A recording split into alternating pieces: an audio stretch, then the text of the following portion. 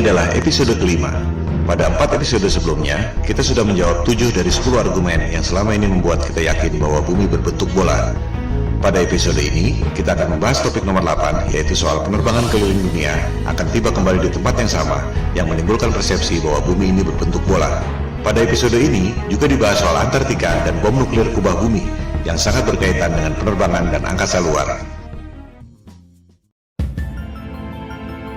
Pertanyaan paling umum tentang flat earth adalah tentang penerbangan. Jika kita terbang dari barat ke timur, akan kembali ke tempat semula.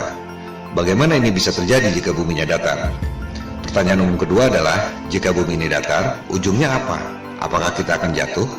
Pertanyaan yang lebih mendasar sebenarnya adalah, dari mana asalnya peta bumi bola dan peta bumi datar itu? Bisa dipertanggungjawabkan atau tidak kebenarannya? Silakan Anda cek situs USGS, United States Geological Survey.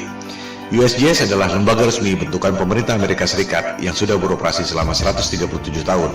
Karyawannya hampir 9.000 orang. Anggarannya mencapai puluhan triliun rupiah per tahun. Tak mengherankan jika USGS menjadi lembaga survei geologi yang paling kredibel di dunia saat ini. Di situs USGS tentang map projections, Anda akan melihat proyeksi peta yang disebut azimuthal equidistant, yaitu memproyeksikan peta bumi datar menjadi peta bumi globe. USGS mengatakan bahwa peta bumi datar yang diproyeksikan lewat azimuthal equidistant ini digunakan untuk membuat peta atlas nasional Amerika Serikat, untuk menentukan jarak penerbangan, serta untuk menentukan arah antena. Selanjutnya, USGS mengatakan bahwa logo PBB adalah peta bumi datar yang menjadi sumber azimuthal equidistant itu. Ini adalah bukti yang tak terbantahkan. Pada referensi lain, di Wikipedia, diterangkan bahwa peta bumi datar yang diproyeksikan dengan metode azimuthal equidistant ini membuat berbagai jarak pada peta bumi bola menjadi benar secara proporsional. Artinya, peta yang sebenarnya adalah peta bumi datar itu. Disebut pula bahwa rumus matematika untuk pembuatan azimuthal equidistant ini pertama kali dikemukakan oleh seorang cendekiawan muslim bernama Al-Biruni yang hidup 1000 tahun lalu. Kita tak pernah mendengar nama Al-Biruni, tapi NASA tahu persis dan menamakan sebuah krater di bulan dengan nama Al-Biruni Crater untuk menghormati pencetus metode azimuthal equidistant itu. Jadi jelas sekali bahwa menurut USGS, peta bumi datar adalah dasar pembuatan peta bumi bola.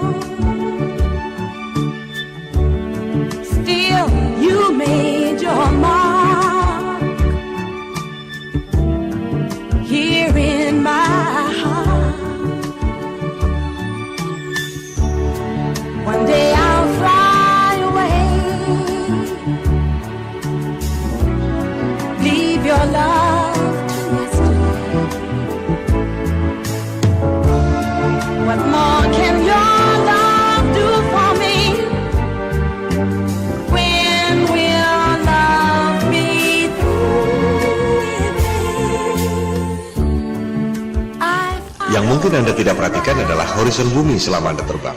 Lengkung seperti bola atau lurus dan datar. Berikut adalah time-lapse dari penerbangan Airbus 380 yang direkam pada penerbangan dari LA ke Frankfurt sejauh 9.370 km. Rekaman dilakukan dengan kamera biasa, bukan fisheye lens yang membuat semua tampak lengkung. Mari kita lihat apakah horizon bumi itu lengkung atau datar.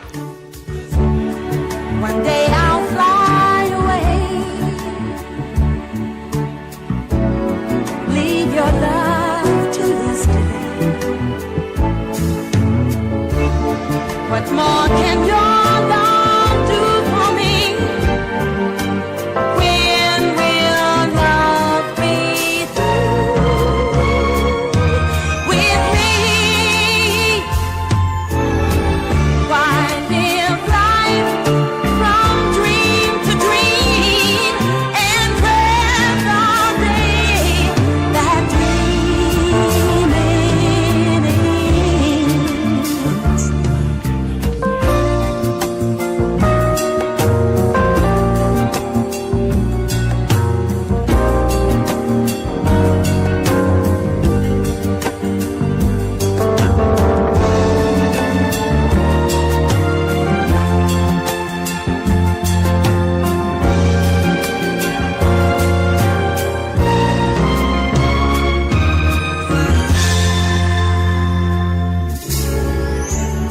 Kembali pada perbandingan kedua peta, tempat-tempat di dekat pusat lingkaran, yakni kutub utara, secara proporsional jaraknya sama.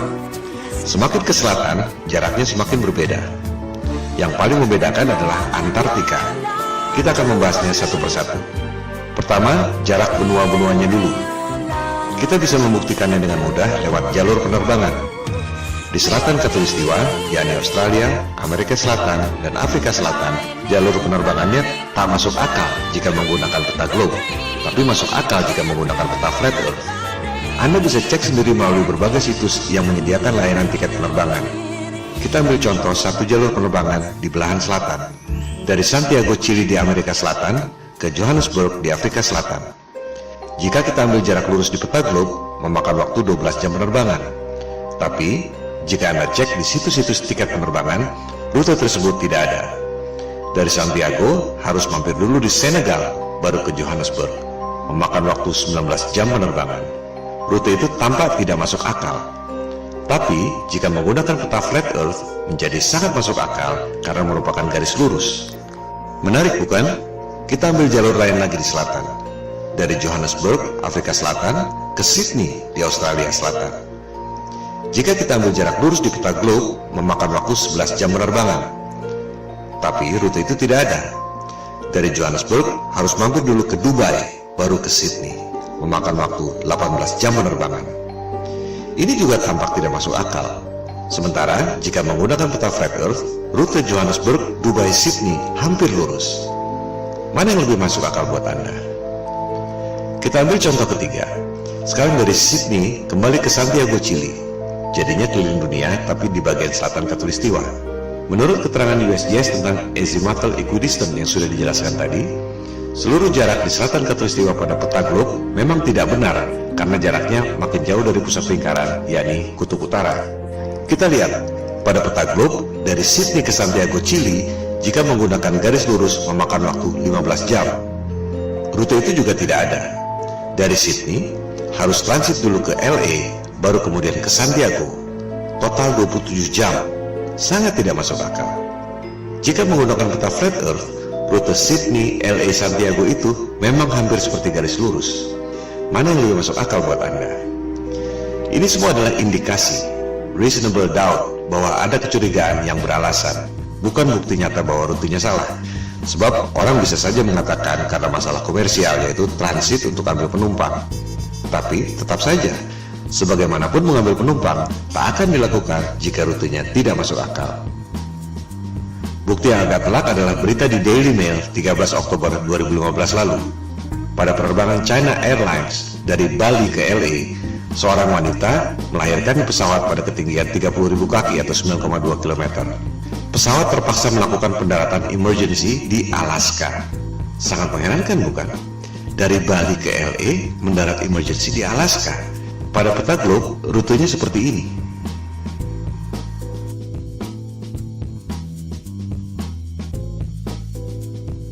Pada peta bumi datar, rute Bali LA mendarat di Alaska adalah seperti ini. Mana yang lebih masuk akal buat Anda? Perbedaan utama antara peta globe dan peta bumi datar adalah di bagian selatan. Pada peta globe, di selatan Khatulistiwa semakin mengecil dan Antartika adalah sebuah benua. Pada peta bumi datar, di selatan Khatulistiwa semakin membesar dan Antartika adalah lingkaran yang mengelilingi bumi datar. Kunci pembedanya adalah Antartika, sebuah kawasan misterius yang memang sejak zaman dulu jarang dikunjungi orang. Bukan hanya karena dingin dan ombak yang ganas, melainkan juga karena sistem navigasi, termasuk kompas, tidak berjalan dengan baik di Antartika. Tercatat Vasco da Gama, penjelajah asal Portugis yang dalam tanda petik menemukan Maluku dan Timur Timur di abad ke-16. Namun upayanya gagal karena cuaca buruk terus-menerus dan jarum kompas tidak menentu. Suatu hal yang wajar mengingat jaraknya jauh dari pusat lingkaran bumi, yakni kutub utara, yang merupakan medan magnet yang menarik jarum kompas ke arah utara. Penjelajah pertama yang berhasil ke Antartika adalah Captain James Cook, orang Inggris pertama yang tercatat mendarat di Hawaii, Australia, dan New Zealand. Ia menjelajahi Antartika tahun 1772 bersama 111 awak kapal dan saintis. Captain Cook menjelajahi Antartika selama 3 tahun 8 hari. Ia hanya menemukan tembok es. Tak ada jalan masuk. Selama 3 tahun 8 hari itu, tercatat ia menjelajahi 60.000 km tembok es Antartika. Angka itu juga sangat menarik. 60.000 km adalah 1,5 kali panjang ekuator bumi. Ia sudah menempuh jarak 1,5 kali keliling dunia dan hanya menemukan tembok es Antartika. Dari jurnal catatan Captain Cook, rute 60.000 km pada peta globe adalah seperti ini. Pada peta bumi datar, rute Captain Cook adalah seperti ini.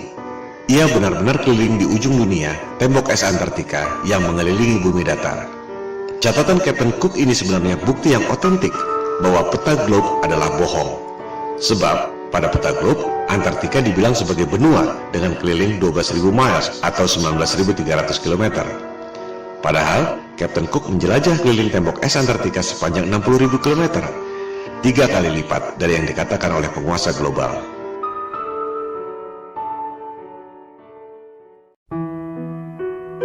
Tokoh paling penting dalam penjelajahan Antartika adalah Admiral Richard E. Byrd. Ini adalah orang yang sangat kredibel. Perwira Angkatan Laut pemegang Medal of Honor, medali tertinggi dalam militer Amerika Serikat. Ia tercatat sebagai orang pertama yang terbang ke kedua kutub, kutub utara dan kutub selatan. Byrd tercatat sebagai admiral termuda dalam sejarah militer Amerika Serikat. Ia diangkat sebagai admiral pada usia 41 tahun. Admiral Byrd pertama kali menjelajah Antartika tahun 1928-1930 dengan 2 kapal laut dan 3 pesawat udara. Byrd kembali menjelajah Antartika tahun 1934. Yang kedua kali itu, ia sendirian, 5 bulan di Antartika. Penjelajahan Antartika ketiga dilakukan tahun 1939-1940, di mana Admiral Byrd ditugaskan oleh pemerintah Amerika Serikat. Yang paling fenomenal adalah penjelajahan keempat tahun 1946-1947 setelah Perang Dunia Kedua yang terkenal dengan nama Operation High Jump. Admiral Byrd ke Antartika membawa pasukan militer lengkap, 13 kapal laut termasuk kapal induk dan 29 pesawat terbang termasuk helikopter. Ekspedisi Antartika terbesar sepanjang sejarah umat manusia sampai sekarang. Operation High Jump menimbulkan banyak pertanyaan dan spekulasi. Untuk apa membawa pasukan sebanyak itu? Ancaman apa yang mereka khawatirkan sampai harus membawa pasukan sebesar itu? Tujuan yang sesungguhnya tidak terungkap sampai sekarang. Sebagai perwira militer, Admiral Byrd tutup mulut, tak banyak bicara soal itu. Dokumentasi Operation High Jump sempat beredar. Terlihat Admiral Byrd menemukan wilayah di Antartika yang sama sekali tidak ditutupi salju, yang sangat memungkinkan adanya kehidupan.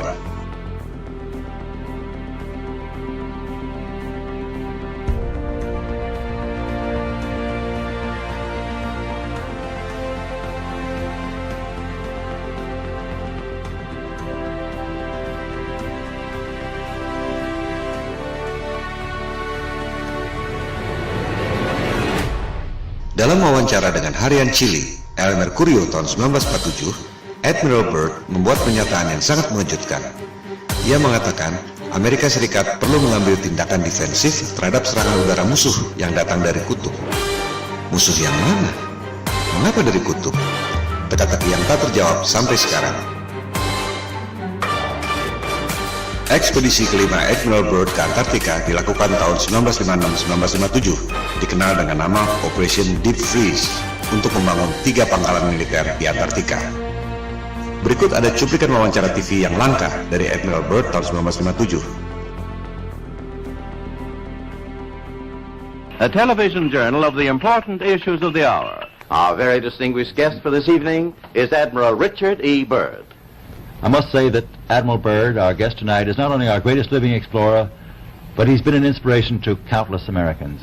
Admiral Byrd, you've been to both the North Pole and the South Pole.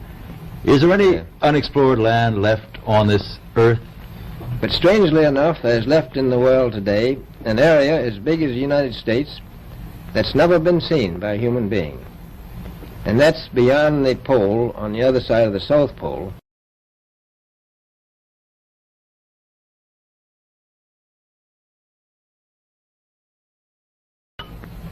We've found enough of coal within 180 miles of the South Pole, enough to supply the whole world for quite a while.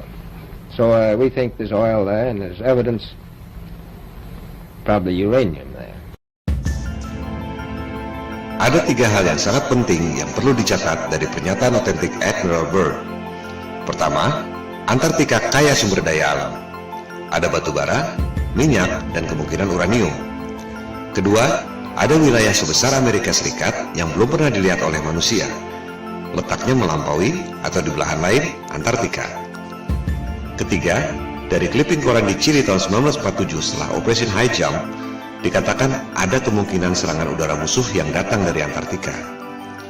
Ketiga hal ini adalah teka-teki yang luar biasa. Pertama, dunia pertambangan, dimanapun ada sumber daya, pasti akan disambangi dan digali. Selama ada nilai ekonomi, menghasilkan keuntungan, perusahaan pasti berebut. Udara dingin sama sekali bukan hambatan. Di Kutub Utara, kita tahu ada banyak perusahaan tambang yang beroperasi. Australia misalnya, yang berada di belahan bumi selatan, memiliki pertambangan di Kutub Utara, tapi tidak di Antartika. Tak ada satupun perusahaan pertambangan yang menggali sumber daya di sana. Padahal jelas-jelas Admiral Byrd mengatakan ada sumber batu bara yang cukup untuk memasok seluruh dunia selama beberapa tahun. Byrd checks position by the sun compass. The glacier signals the South Pole itself. Here, Byrd drops the flags of the United Nations, carefully boxed, a symbol of America's goodwill to all nations. Coal, a mountain of coal. Byrd later declares Antarctic mines, if once tapped, could supply the world's coal needs for centuries.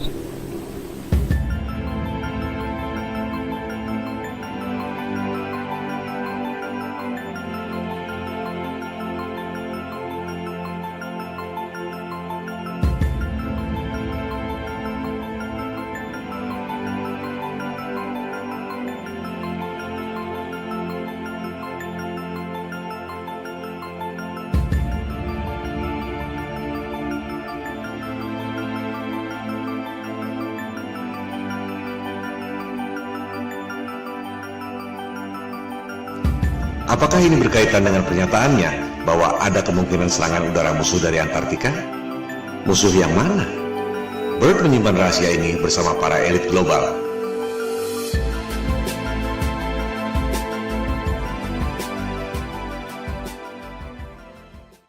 Kedua, dikatakan ada wilayah sebesar Amerika Serikat yang belum pernah dilihat oleh manusia, letaknya beyond, on the other side, Antartika. Jelas sekali ia tidak bicara dengan menggunakan peta bumi globe. Sebab, jika terbang melewati Antartika, seharusnya kembali pada 3 benua yang terletak di selatan. Apakah Australia, Amerika Selatan, atau Afrika Selatan? Tapi Byrd mengatakan, jika kita terbang melewati Antartika, justru sampai ke benua lain yang belum pernah dilihat oleh manusia. Tak mungkin jika menggunakan peta globe. Sekali lagi, Admiral Byrd adalah tokoh yang kredibel. Admiral termuda sepanjang sejarah militer Amerika Serikat, pemegang Medal of Honor. Dan kita semua melihat dan mendengar sendiri dari mulutnya, bukan berita hoax atau salah terjemahan. Artinya, informasi ini adalah data yang kredibel, bahwa jika kita melewati Antartika, kita akan menemukan dunia lain, benua yang belum terpetakan. Pada peta bumi datar, yang dipetakan memang hanya sebatas tembok es Antartika yang mengelilingi bumi datar. Tak ada yang tahu apa yang ada di seberang tembok es itu. Kebanyakan orang berpikir bahwa di tembok es itu ada kubah celestial yang tidak kelihatan. Tapi, menurut Byrd, masih ada benua lain di seberang sana. Apakah ini berkaitan dengan pernyataannya tentang ancaman serangan udara musuh dari belahan Antartika? Yang sangat menarik, di Library of Congress, Perpustakaan Kongres Amerika Serikat, Anda dapat menemukan peta seperti ini. Peta itu ditemukan di sebuah kuil di Jepang yang dibuat sekitar 1000 tahun lalu. Kita lihat, yang bulat di tengah itu adalah peta bumi datar, yang juga merupakan logo PBB. Lingkaran putih adalah tembok es Antartika. Di bagian luarnya ada lusinan benua-benua sebesar Amerika. Apakah ini yang dimaksud oleh Admiral Byrd? Kalaupun benar, apakah benua-benua itu ada penghuninya? Manusia atau bukan? Itukah yang dimaksud Byrd sebagai kemungkinan serangan udara musuh dari belahan Antartika? Jangankan pergi ke bulan, Mars, atau Jupiter. Di belahan selatan bumi saja masih banyak yang tidak kita ketahui.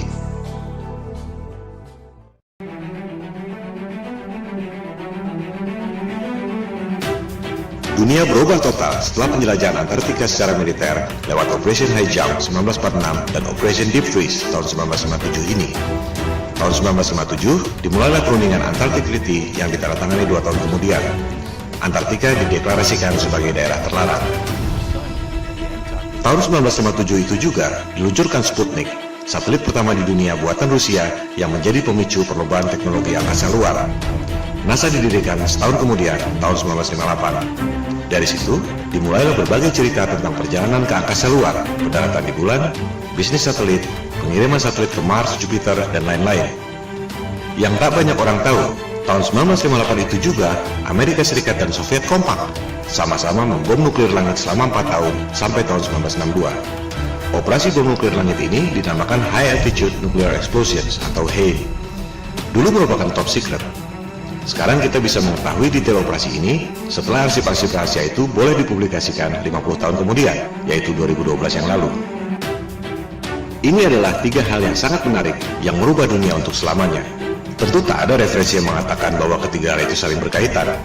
Sama naifnya dengan berharap tiap negara tak boleh punya rahasia militer dan strategi militer harus diumumkan lewat koran. Dunia tidak berjalan seperti itu. Kita hanya bisa mengetahui hal-hal seperti ini melalui analisis intelijen atau kecerdasan. Hanya otak intel dan detektif yang bisa mendeteksi kaitan dari berbagai indikasi yang ada. Pemicunya adalah operasi militer penjelajahan Antartika lewat Operation High Jump 1946-1947 dan Operation Deep Freeze 1956-1957. Ada wilayah baru kaya sumber daya alam, tapi tak ada yang boleh mengeksplorasi. Ada wilayah sebesar Amerika di seberang, di belahan lain, Antartika. Ada kemungkinan serangan udara lawan yang datang dari belahan Antartika. Lantas, apa yang dilakukan? Ada 3 hal. Politik, tutup Antartika melalui Antarctic Treaty 1957 yang ditandatangani 1959. Tak ada orang yang boleh lewat Antartika. Militer, Amerika Serikat dan Soviet kompak, sama-sama membom nuklir langit selama 4 tahun. High Altitude Nuclear Explosions 1958-1962. Ada tirai celestial, medan elektromagnetik, langit, atau apapun namanya yang tak mempan di bom nuklir selama 4 tahun. Propaganda, penjelajahan angkasa luar, Sputnik yang memicu berdirinya NASA. Padahal Amerika Serikat dan Soviet sama-sama tahu ada tirai celestial yang tak mempan di bom nuklir selama 4 tahun. Tak ada roket yang bisa melewatinya. Kita akan membahas ketiga hal ini secara detail dengan bukti-bukti yang otentik dan kredibel. Langkah politik menutup Antartika dan langkah militer pemboman nuklir langit dibahas pada episode 5 ini. Langkah berikutnya, propaganda penjelajahan angkasa luar dibahas pada episode 6, NASA Hollywood.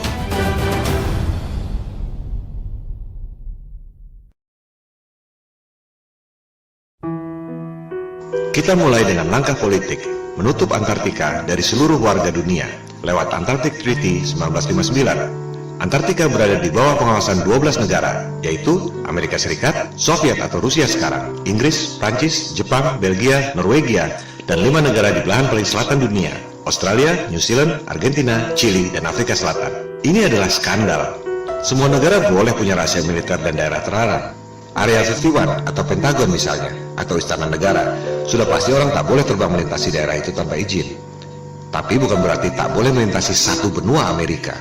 Melarang orang melewati satu benua adalah bukti bahwa dunia ini adalah panggung yang dikuasai oleh segelintir dalang. Dunia adalah milik seluruh warga berdasarkan prinsip kesetaraan. Tak ada yang boleh menjadi polisi dunia. Sebab kekuasaan itu cenderung korup dan kekuasaan yang mutlak secara mutlak pasti akan korup. Warga dunia berhak untuk tahu ada apa sebenarnya di Antartika. Jika bumi ini berbentuk bola dan di seberang Antartika adalah belahan bumi kita juga, semua warga berhak untuk tahu. Jika ternyata di seberang Antartika ada dunia lain yang belum pernah dilihat oleh manusia, seperti yang dikatakan oleh Admiral Byrd, warga dunia pun berhak untuk mengetahuinya. Maka kita kembali pada Flat Earth Challenge di awal episode 1. Kita tak perlu buang waktu berdebat kusir soal bentuk dunia. Silakan terbang lintasi Antartika. Anda tak akan dapat melakukannya. Yang dimaksud di sini adalah terbang melintasi Antartika, bukan camping atau terbang di pinggiran. Banyak tur atau camping di pinggiran Antartika. Bukan itu yang dimaksud.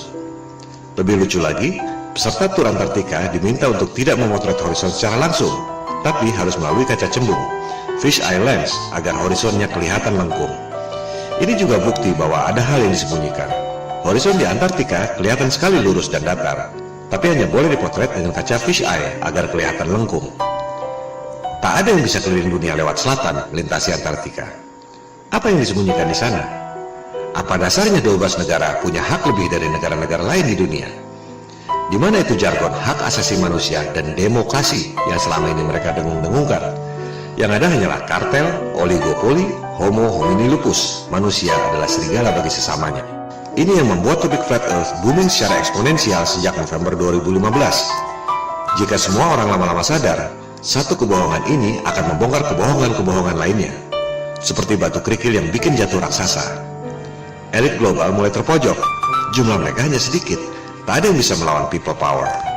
Maksud dari pemaparan ini adalah membangkitkan kesadaran. Silakan sebarkan. Silakan lakukan riset sendiri. Silakan buat video sendiri dan tayangkan. Jangan berharap mereka akan mengakui. Standard operating prosedurnya adalah bantah, bantah, dan bantah. Jika Anda memposting soal Flat Earth, jangan kaget jika Anda dihina dan dipermalukan seperti orang yang paling bodoh di dunia. Saran saya, tak perlu ladeni debat kusir. Cukup fokus pada 3 hal, pembuktian secara angka dan fisik. Perhitungan matematik gravitasi, perhitungan matematik gerhana, dan fisik melintasi Antartika. Skakmat.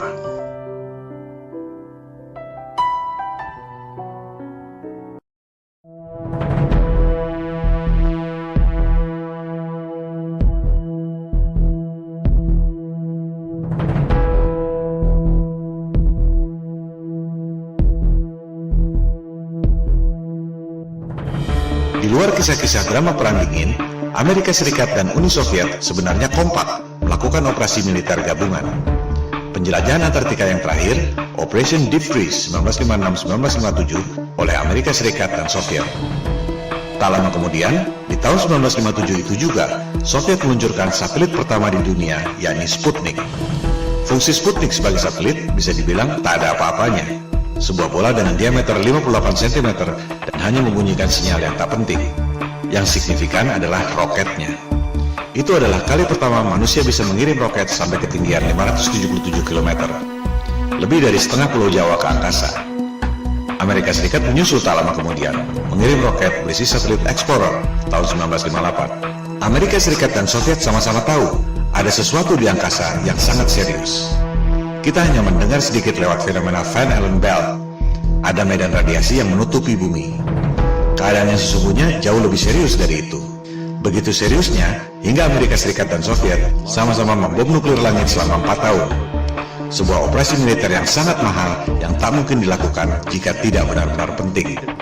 Operasi ini disebut High Altitude Nuclear Explosions, disingkat HANE, dari tahun 1958 sampai 1962. Dulu top secret. Sekarang kita semua bisa mengakses informasi setelah rahasia tersebut dibuka ke publik 50 tahun kemudian, yakni tahun 2012 yang lalu. Kita bisa mengetahui nama operasinya masing-masing, tempatnya, waktunya, dan kekuatan bomnya. 1000 kali lebih dahsyat dari bom atom Hiroshima dan Nagasaki. Ini menunjukkan betapa seriusnya persoalan tersebut. Kita perhatikan nama-nama operasinya. Operation Dominic, Operation Fishbowl. Kita pahami dulu apa maksudnya. Melalui teknologi roket yang bisa mencapai ketinggian 577 km, Amerika Serikat dan Soviet sama-sama tahu bahwa ada tirai alias kubah celestial yang menutupi bumi. Kubah yang tidak kelihatan, tapi memiliki radiasi yang mematikan. Seperti perisai elektromagnetik dalam film Star Trek. Bahkan disebut impenetrable, tak dapat dilewati. Sungguh mengherankan, orang sampai sekarang masih percaya bisa pergi ke angkasa luar. Padahal jelas-jelas disebut ada perisai alami yang tak dapat ditembus. Ini yang dulu dikatakan oleh Ibnu Sina 1000 tahun yang lalu sebagai solid but transparent spheres, dan yang dikatakan oleh Nikola Tesla 100 tahun lalu sebagai celestial spheres. Untuk mudahnya, kita sebut saja kubah celestial atau kubah bumi. Elit global merasa kita ini seperti ikan dalam akuarium. Mereka mau menghancurkan akuarium itu dengan bom nuklir.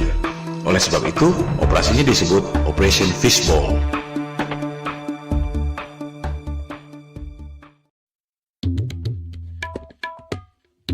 Elit global dan Freemason adalah titisan doktrinal dari Raja Nimrod yang membangun Menara Babel untuk menantang Tuhan yang menciptakan banjir Nabi Nuh. Mereka percaya bahwa yang namanya Paradise alias surga Firdaus adalah Atlantis, sebuah benua yang ditenggelamkan oleh Tuhan lewat banjir Nuh. Itu sebabnya Nimrod membangun Menara Babel yang menjulang tinggi ke langit. Anda bisa mempelajari sendiri soal Menara Babel ini pada Alkitab Taurat.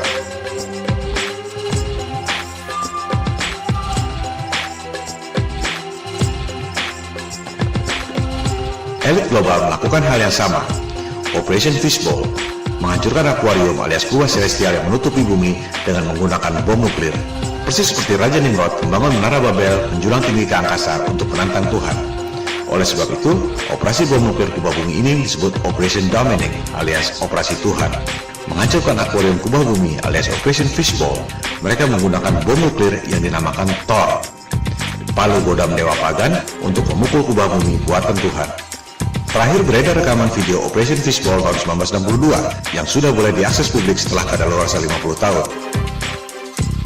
Mari kita saksikan. Anda tak akan pernah melihat hal seperti ini lagi dalam hidup Anda.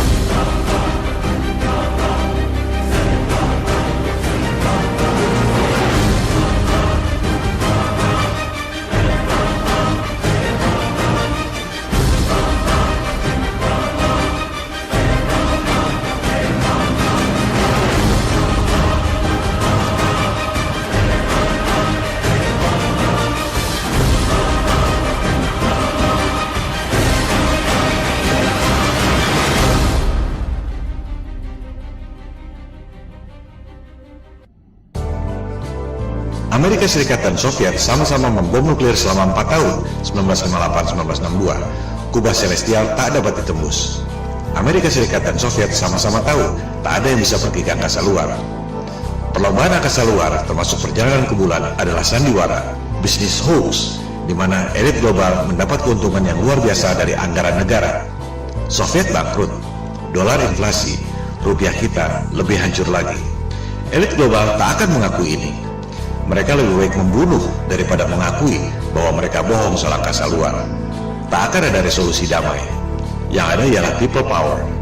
Mosi tidak percaya pada penguasa global yang membuat bangkrut semua negara di dunia lewat hutang-hutang dan financial engineering. Tentang space program yang dilakukan oleh Amerika Serikat, Rusia, China, dan lain-lain akan kita bahas pada episode ke-6 NASA Hollywood.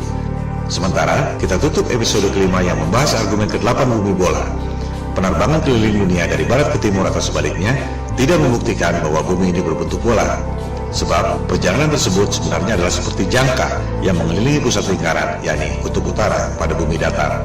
Sebaliknya, rute Bali LA yang terpaksa mendarat darurat di Alaska karena wanita melahirkan tak akan terjadi jika buminya berbentuk bola. Rute tersebut hanya mungkin terjadi jika menggunakan peta bumi datar.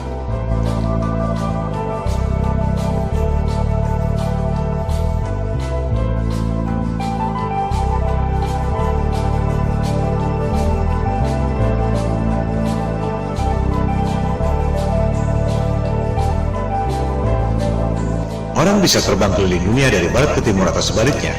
Tak ada yang bisa keliling dunia dari selatan ke utara melintasi Antartika. Silakan Anda buktikan sendiri.